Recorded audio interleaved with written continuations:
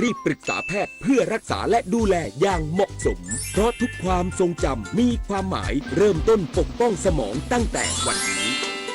คณะกรรมการประชารัฐสวัสดิการเพื่อเศรษฐกิจฐานรากและสังคมเห็นชอบขยายเวลาให้ผู้ได้รับสิทธิสวัสดิการแห่งรัฐรายเดิมต่ออีก2 เดือนพร้อมขยายเวลาอุทธรณ์สิทธิ์ถึงสิ้นเดือนสิงหาคมนี้นายวินิตวิเศษสุวรรณภูมิผู้อำนวยการสำนักงานเศรษฐกิจการคลังในฐานะโฆษกกระทรวงการคลังกล่าวว่าคณะกรรมการประชารัฐสวัสดิการเพื่อเศรษฐกิจฐานรากและสังคมมีมติเห็นชอบขยายระยะเวลาโครงการบัตรสวัสดิการแห่งรัฐออกไปอีก2 เดือนจนถึงสิ้นเดือนกันยายนส่งผลให้ผู้ที่อยู่ในโครงการเดิม 13,180,000 รายจะยังคงได้รับเงินช่วยเหลือเพื่อจับจ่ายใช้สอย 1,000 บาทต่อไปพร้อมยกเลิกแผนที่จะนำโครงการไทยช่วยไทย plus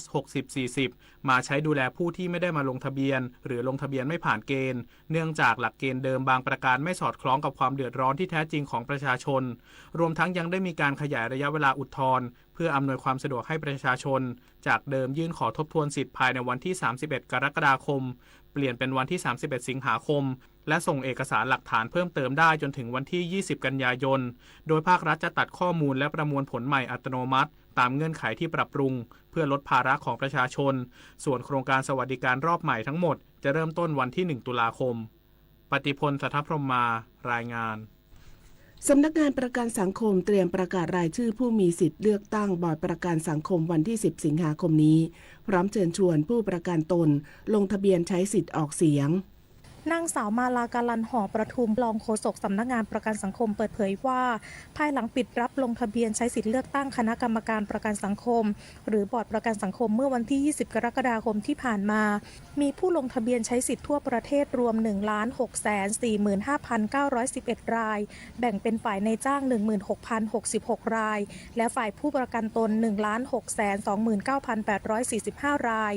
ซึ่งขณะนี้สำนักงานประกันสังคมอยู่ระหว่างประมวลผลข้อมูลผู้ลงทะเบียนและตรวจสอบคุณสมบัติผู้รับสมัครเลือกตั้งโดยจะประกาศบัญชีรายชื่อผู้มีสิทธิเลือกตั้งในวันที่10 สิงหาคมและประกาศรายชื่อผู้รับสมัครเลือกตั้งพร้อมหมายเลขประจำตัวผู้สมัครในวันที่19 สิงหาคมผ่านเว็บไซต์สำนักงานประกันสังคมรวมทั้งแจ้งผลลงทะเบียนใช้สิทธิเลือกตั้งผ่านข้อความ SMS และยังสามารถตรวจสอบได้ที่สำนักงานประกันสังคมทุกแห่งสำหรับการเลือกตั้งจะมีขึ้นในวันอาทิตย์ที่27 กันยายนนี้เวลา 8 นาฬิกาถึง 16 นาฬิกาผู้มีสิทธิ์ต้องไปใช้สิทธิณหน่วยเลือกตั้งที่กำหนดพร้อมนำบัตรประจำตัวประชาชนหรือเอกสารแสดงตนที่มีเลขประจำตัวประชาชน13 หลักไปแสดงส่วนผู้แทนนายจ้างที่เป็นนิติบุคคลต้องนำหนังสือรับรองนิติบุคคลอายุไม่เกิน6 เดือนมาด้วยเพื่อยืนยันอำนาจในการดำเนินการแทนนิติบุคคลนิตยาคุณสิมรายงานกรมควบคุมมลพิษใช้เทคโนโลยีอากาศยานตรวจเข้มพื้นที่เสี่ยงเพื่อยกระดับการปราบปรามการลักลอบทิ้งขยะมูลฝอยและของเสียอันตรายนายสุรินทร์ วรกิจธรรมรงค์อธิบดีกรมควบคุมมลพิษกล่าวว่ากรมควบคุมมลพิษได้ยกระดับการเฝ้าระวังและปราบปรามการลักลอบทิ้งขยะมูลฝอยติดเชื้อของเสียอันตรายและกากอุตสาหกรรมโดยนำเทคโนโลยีอากาศยานมาใช้ร่วมกับการตรวจสอบภาคพื้นดินจะช่วยเพิ่มประสิทธิภาพการเฝ้าระวังและปราบปรามการลักลอบทิ้งของเสียสนับสนุนการบังคับใช้กฎหมายเชิงรุกลดผลกระทบต่อสิ่งแวดล้อมและสุขภาพของประชาชนพร้อมยกระดับการบริหารจัดการของเสียของประเทศให้มีประสิทธิภาพโดยเฉพาะการตรวจจับพื้นที่เสี่ยงและคุ้มครองสิ่งแวดล้อมด้วยการทำโครงการบินสำรวจพื้นที่การลักลอบทิ้งขยะมูลฝอยติดเชื้อของเสียอันตรายและกากอุตสาหกรรมประจำปีงบประมาณ 2569 ซึ่งโครงการนี้ครอบคลุมพื้นที่เป้าหมายในภาคตะวันออกภาคกลางและพื้นที่ที่มีความจำเป็นเร่งด่วนพร้อมจัดทำฐานข้อมูลสารสนเทศเชิงพื้นที่เพื่อสนับสนุนการเฝ้าระวังการบังคับใช้กฎหมายและการบริหารจัดการข้อมูลด้านสิ่งแวดล้อมของหน่วยงานที่เกี่ยวข้องให้มีความรวดเร็วและแม่นยำขึ้นปิยาพันธ์ยังเทียนรายงานรู้ปิดรู้ใช้ร่วมใจประหยัดพลังงานจบข่าวอรัญญาชมชื่นอ่านรับฟังข่าวครั้งต่อไปเวลา 7 นาฬิกาค่ะติดตามข่าวที่นำเสนอไปแล้วได้ที่ www.thainews.prd.go.th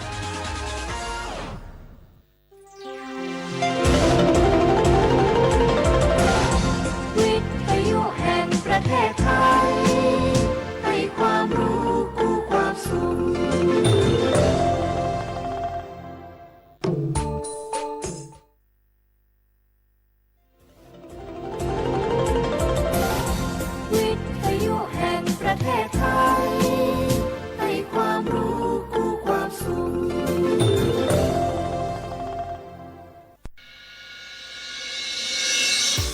ถานีวิทยุกระจายเสียงแห่งประเทศไทยจังหวัดเชียงใหม่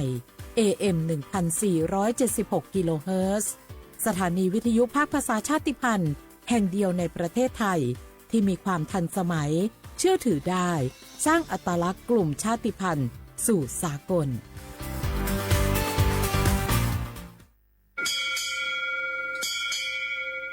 โอโบดะจ้า โอเบชเปอร์ เหมอซุงคา ก็ว่า ย้อซง โอดูธรรมา สถานีวิทยุภาษาชาติพันธุ์แห่งเดียวในประเทศไทย ทันสมัยเชื่อถือได้ แล้วพบกันที่สวทเชียงใหม่ AM 1476 กิโลเฮิรตซ์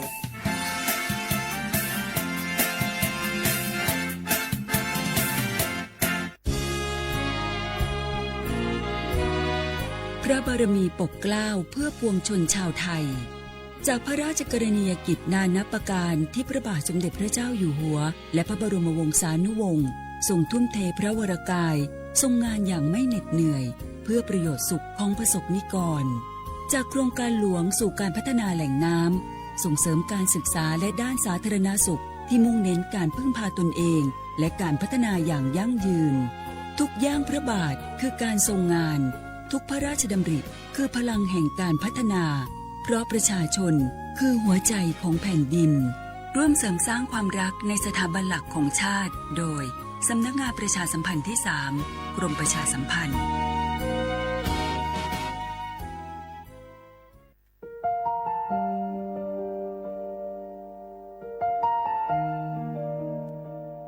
ขอน้อมเกล้าถวายอาลัย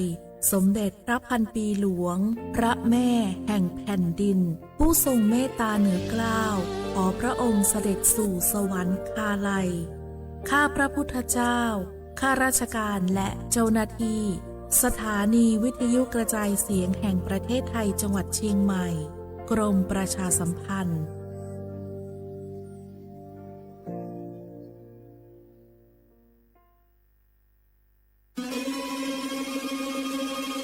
ก้าวสำคัญมาถึงแล้วเจียงใหม่นครหลวงของล้านนาสู่การเป็นมรดกโลกต่างวัฒนธรรมขององค์การยูเนสโกเมืองที่ยังมีชีวิตและมีประชาชนอาศัยอยู่ร่วมกันวันที่ 3-8 สิงหาคม 2569 นี้สภาการโบราณสถานระหว่างประเทศจะลงพื้นที่ตรวจความพร้อมจังหวัดเจียงใหม่ขอเชิญชวนภาครัฐเอกชนและพี่น้องชาวเจียงใหม่ทุกคนมาร่วมแรงร่วมใจพัฒนาปรับปรุงพื้นที่ทั้ง5ประตู4แจ่งตามแนวคูเมืองและ7วัดสำคัญวัดเจียงมั่นวัดพระสิงห์วัดเจดีย์หลวงวัดพระธาตุดอยสุเทพวัดสวนดอกวัด7ยอดและวัดอุโมงค์ช่วยกันดูแลให้สะอาดงดงามคงคุณค่าสถาปัตยกรรมดั้งเดิมเพื่อต้อนรับการตรวจครั้งสำคัญนี้ร่วมกันร่วมสนับสนุนเจียงใหม่สู่เมืองมรดกโลกต่างวัฒนธรรมโดยสวทเจียงใหม่สำนักงานประชาสัมพันธ์ที่ 3 กรมประชาสัมพันธ์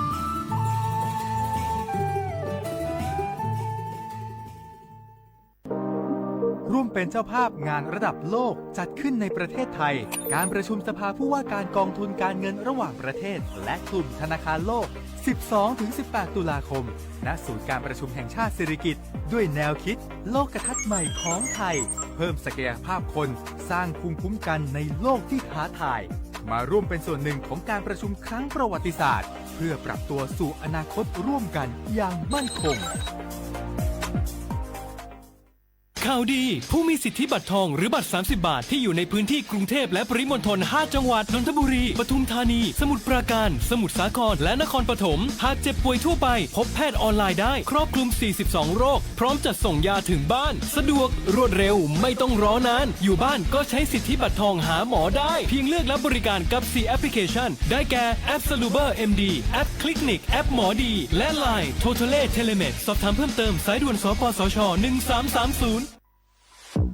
ใช้สิทธิ์บัตรทองเข้ารับการรักษาที่คลินิกแพทย์แผนไทย30 บาทรักษาทุกที่ได้ง่ายๆทั้งนวดประคบอบสมุนไพรใช้แค่บัตรประชาชนไม่เสียค่าใช้จ่ายสอบถามเพิ่มเติมโทรสายด่วนสปสช1330 30 บาทรักษาทุกที่สิทธิตามกฎหมายของคนไทยให้แพทย์แผนไทยดูแลสุขภาพคุณ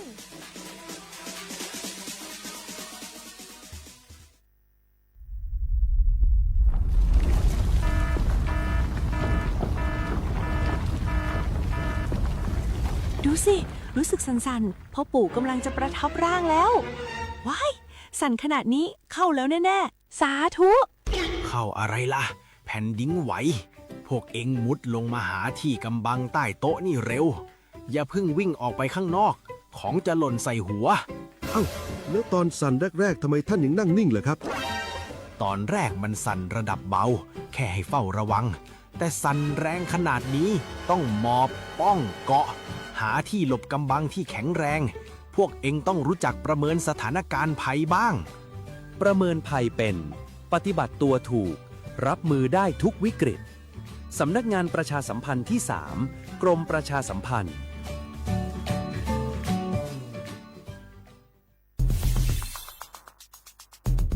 แค่ 3 ปีความเสียหายจากอาชญากรรมไซเบอร์ของคนไทยพุ่งทะลุถึง 94,000 ล้านบาทหรือเฉลี่ยปีละ 30,000 ล้านบาททุก1ชั่วโมงเราเสียเงินกว่า 3.4 ล้านบาทให้กับมิจฉาชีพออนไลน์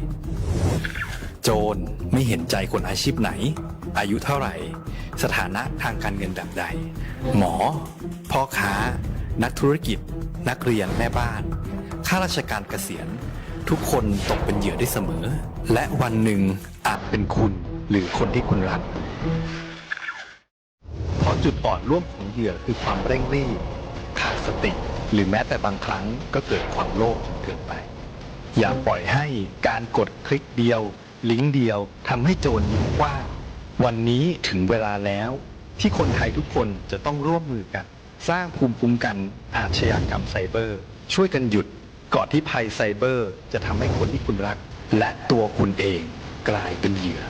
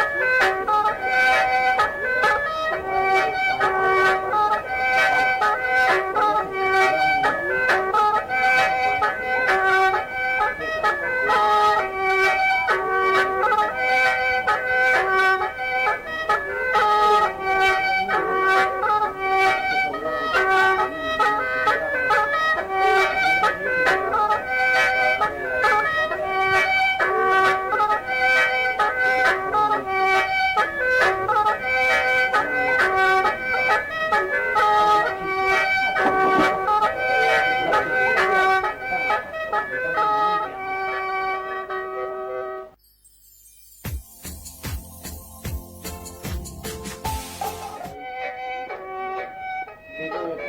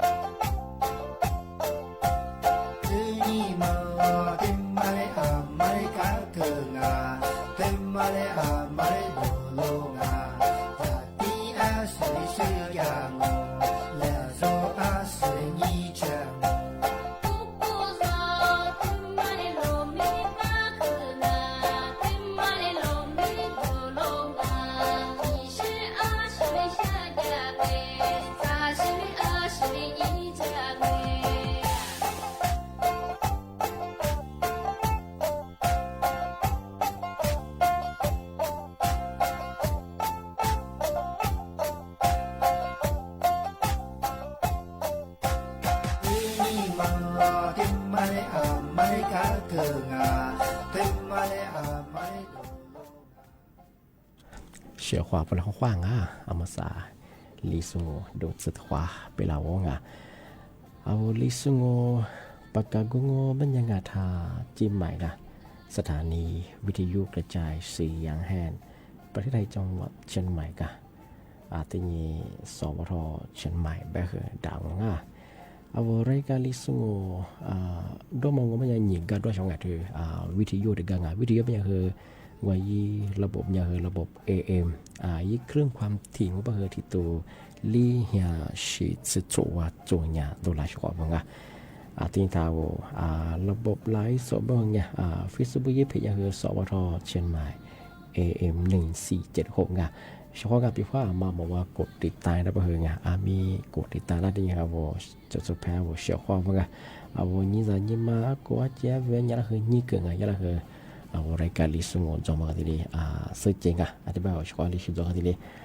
เบลฟลาจงยี่เบอร์โทรศัพท์มันยังคือ053อาจจะเป็นยังคือ276 007ที่นี่ได้มีก็ว่าชาวราชมาปีมากอาทิสตาจินชมังโงเบตมาคือมีลุยจากกุฎปุ่มนี่มีจีเสน่ห์จริงที่ยากลุ่มอุตุนิยมวิทยาที่มีแต่พวกกูยิสุเตยิสุถึงมาที่ใจฟละเอาแทบยังงอเป็นยังไงมือหาเลียมาเจที่จะคือมีโลหะเยอะมั้งที่ก็คือซาซาจังหวัดมาคือที่เนี่ยฝาละจามโมเป็นยังไงบางพื้นที่สิงคโปร์ที่โตงเป็นยังไงบางจังหวัดยังคือมือหาคือเลี้ยงที่เนี่ยคือมีฮิโรฮาคือเยอะไปช่วงที่เป็นยังคือซาจอยังไงอะไรตัวเป็นยังไงที่ภาคเหนือเป็นยังคือจังหวัดแม่ฮ่องสอนที่กลางที่คือเชียงใหม่ที่กลางที่ยังคือจังหวัดแพร่ อาทิยังจังหวัดน่านไงอาทิยังจังหวัดอุตรดิตถ์ไงอาทิจังหวัดตราดจังหวัดสุโขทัยไงอาทิยังจังหวัดพิษณุโลกไงอาทิยังจังหวัดเพชรบูรณ์ไงอาทิแบบของมันยังไงภาคตะวันออกเฉียงเหนืองมันยังจังหวัดอุดรธานีไงอาทิยังจังหวัดบึงกาฬไงอาทิยังจังหวัดสกลนครไงอาทิยังจังหวัดนครพนมอาทิยังจังหวัดขอนแก่นไงอาทิยังจังหวัดมหาสารคามไงอาทิยังจังหวัดอำนาจเจริญไงอาทิยังจังหวัดอุบลราชธานีไงเสมอภาคตะวันออกเฉียงเหนือไงที่ถึงกลางโง่เป็นยังไงเสมอภาคกลางไงภาคกลางก็ไม่ยังคือจังหวัดลพบุรีไงอาทิยังจังหวัดสระบุรีอาทิยังจังหวัดพระนครศรีอยุธยาบ้างไงอาทิยังจังหวัดกาญจนบุรีอาทิยังจังหวัดราชบุรีไงที่ถึงกลางโง่เป็นยังไงเสมอภาคตะวันออกไงเสมอยังจังหวัดนครนายกไงอาทิยังจังหวัดชลบุรีอาทิยังจังหวัดระยองอาทิยังจังหวัดจันทบุรีไงอาทิยังจังหวัดตรังไงสุดท้ายงอเป็นยังไงมาคือกรุงเทพมหานครไงอาทิยังปริมณฑลไงถ้างอเป็นยังเมืองฮันเลียมันยังที่5%มันเป็นยังลาโชด%ที่กรุงเทพมหานครจีปริมณฑลไงมันยัง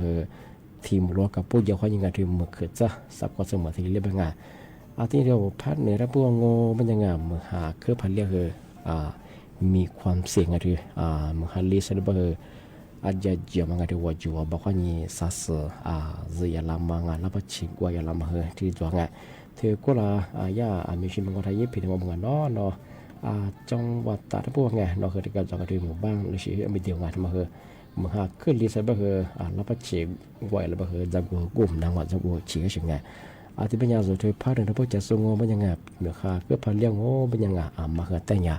fa la za mo bu nga cha pi khwa ma ha le ma heนี่สลิงว่าจุ่มพลีงโง่เป็นยังไงจ้าที่เห็นเรื่องพลีบ่คือ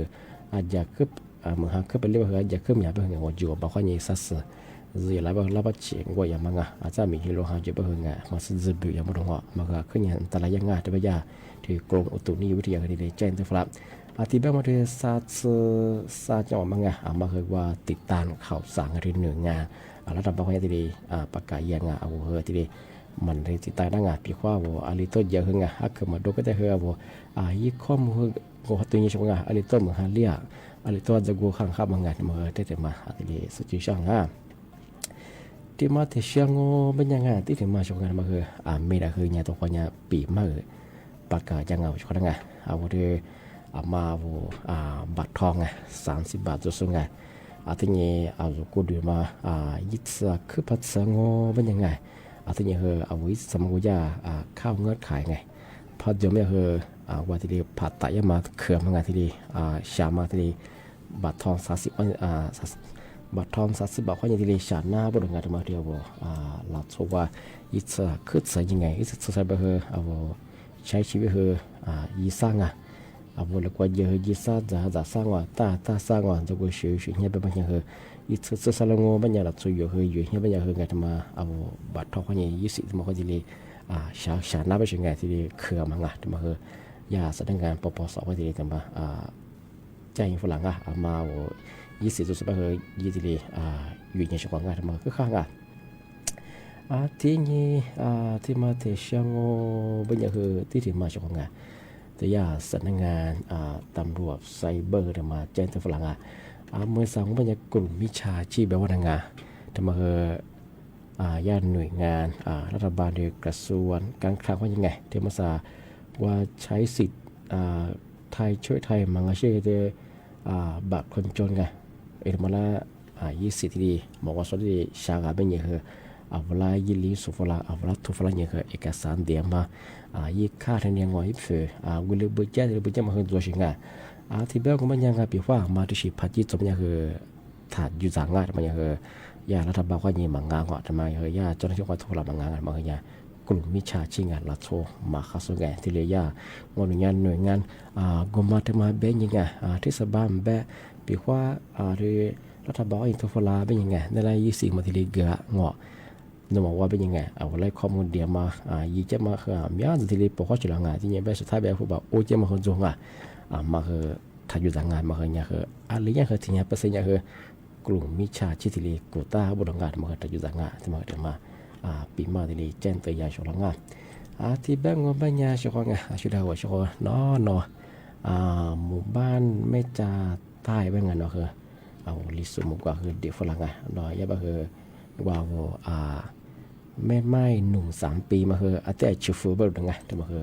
มงกรมาคือก็ดีฝรั่งบางคือแต่คนนั้นยังชกงาเอาไปชกท่าวิธียุให้นันจะสู้งาที่เรา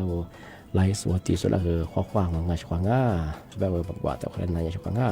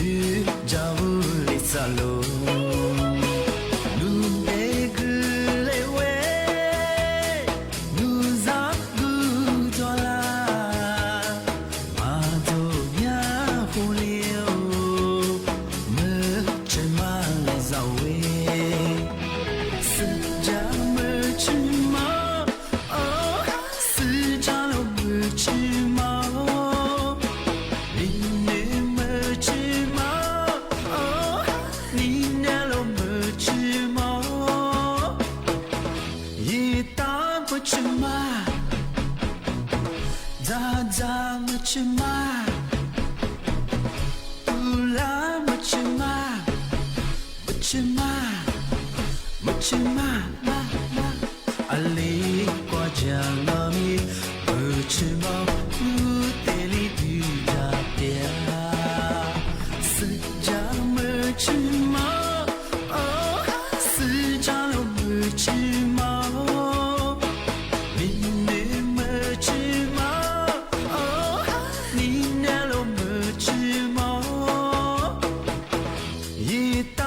macema Dada macema Tula macema Macema Macema Ali kwa janami Macema Nu teli puja dia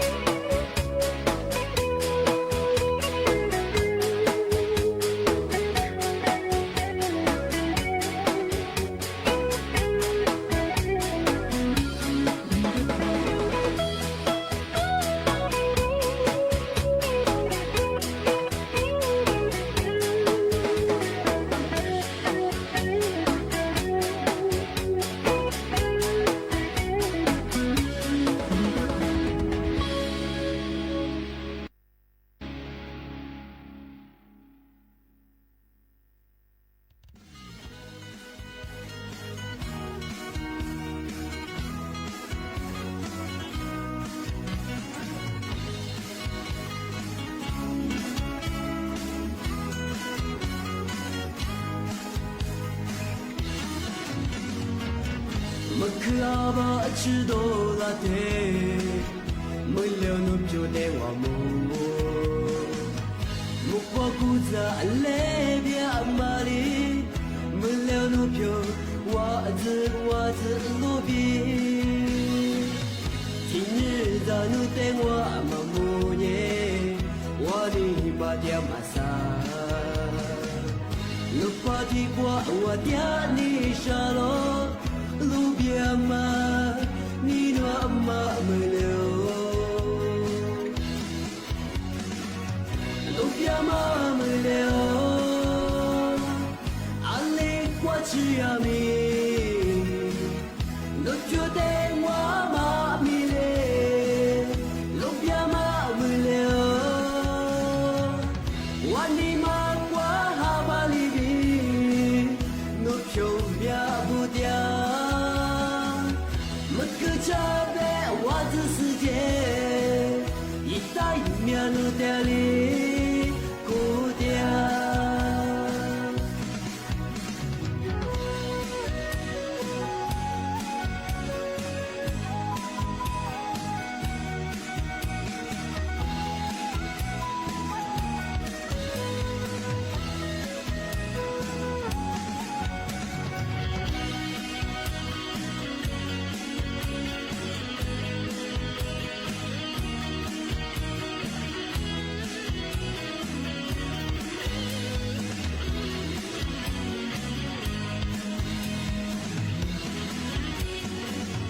Maklaba chidolate Mulyanum jodewa mu Mukwa kuza lebya amari Mulyanum jo wazi lobi Inida nu tengwa mamunye Wani badia masa Nupati kwa wadia ni shalom Lubiama Nino ama meleo Lubiama meleo Ali kwa chiami Lupjude mwa mamile Lubiama meleo Wanima kwa habalibi Lupjo mia budia Chabe wazi 世界一代面路的里孤单路边妈妈流阿里过去呀咪路边的我妈咪嘞路边妈妈流我的妈瓜哈巴里比 Cho mẹ bu dia mất cơ cha bé wazi 世界一代面路的里孤单一代面路的里孤单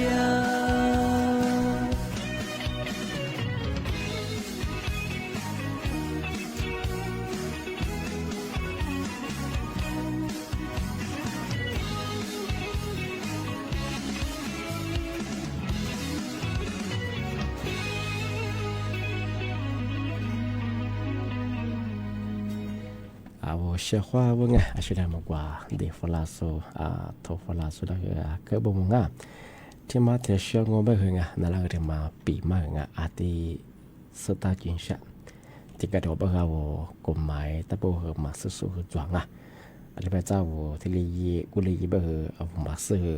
แบบนางอ่ะมาช่วงอ่ะแต่เชื่อมางไม่ยังไงชอบกันเดียวว่ายึดข่าวไงยึดโดดิเชยึดข่าวยึดปอมังอาเชแต่ละยิ่งกว่าเอาข้อนี้ชามังอาเชกว่ายึดคอนเทนต์ดิเชชาไงเอาดิเชพายังมันยังไงยึดข่าวยึดโดมา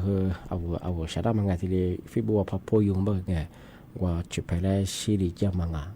สุดแล้วจูจามาที่เชื่อพักเลี้ยงไม่ยังมาเคยยังที่ยากกฎหมายถูกว่าบริยังไงมาเคยมาตาสาเหตุเหตุสิริมาที่เรียกว่ายึดข่าวยึดปองมังแต่ละอย่างที่ดีสุดท้ายชิลิจะมังว่าฟิบุนไปที่ต่อมงดิฉันที่ดีพาโลยังเป็นยังไงมาเคยสุภาพมุลียังไงสุภาพเชื่อมันยังเคยยิชาโซยิโพยิโซเคยมีความผิดที่ดีจั่วที่ดีชั่วบริยังไงยากกฎหมายถูกว่าบุรุษมังเป็นยังไงมาเคยจำคุกไม่เกิน1 เดือนไงคูบิวเป็นยังเคยอาบาดเจ็บมาคุยจะเป็นไงที่ยังเคยผู้บักโคจะมาเคยยังเคยทีมือบาที่เรียกโคจารงมันก็ใช่คือโคจังอ่ะคุยไปใช่ไงที่ว่าชุดยิบเพจทั้งหมดไงว่าแต่เนี่ยมันคือถูกสุดบ้างไงที่ถูกสุดบ้างว่ายิ่งกว่ายิ่งใช้AI ว่ายิ่งกว่าอาจจะยิ่งเขาว่าจระเข้ทำมาที่เรียชาร์จใช่ไงที่เป็นอย่างคือสูยาจะสูมูลเลยก็คือจระเข้ทำมาแต่มาจัวเป็นอย่างคือมาคือเชี่ยใช่ไงก็คือตัวยาหนึ่งไงดีเจก็คือที่ยาเจ้าหน้าที่ร้านยังกับกูยังมาคือยังคือการยาไปคือตัวนี้ตัวเล็กไปคือศึกษาบังคับเช่นมาคือว่ายาจัดเนี่ยที่ถูกสุดว่ายี่ใช้ความยังคือที่ชาร์จเช่นไงที่บางที่บางคนยังสุดได้ที่ชีวิตจะเช่นไงก็คือปีว่าที่เชื่อพอจบยังคือบางครั้งก็คือยี่ชาสูคือที่มีความผิดที่จบไปเช่นไงที่บางงบเนี่ยว่าจะของมาว่าฟิบุกอันนี้สูที่ชื่อที่ดูไงว่าที่ชื่อจะพอมองเป็นยังไงยี่ข่าวยี่ดูที่เช่นไงว่าจุดที่ตัวนี้ตัวนี้คือ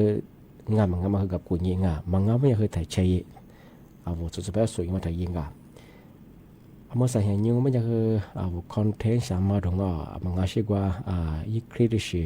เดือดนี้รู้ยังมันก็ชื่อว่าคนนี้สามารถคืออันนี้จัง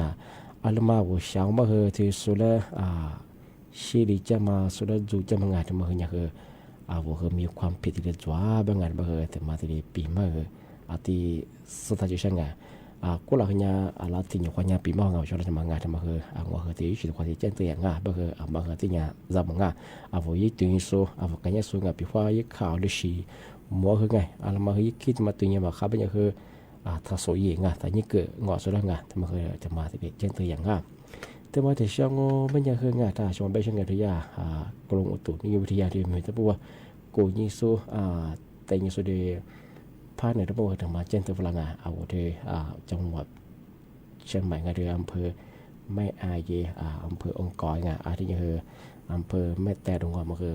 มันคือเรียกมันคือที่จบบ้างมันคือมันคือเต้นยังไงจำหมดตาเฉพาะงานมันยาเพิ่มเติมฝรั่ง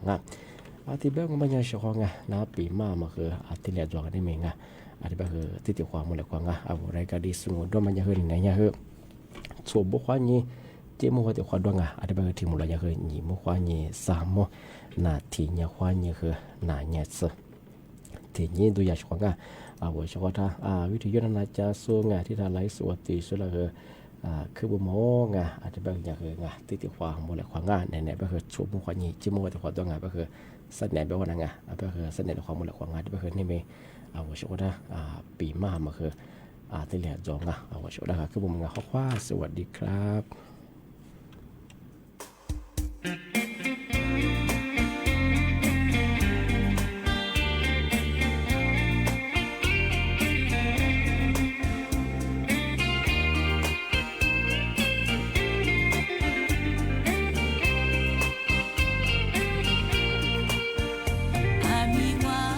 我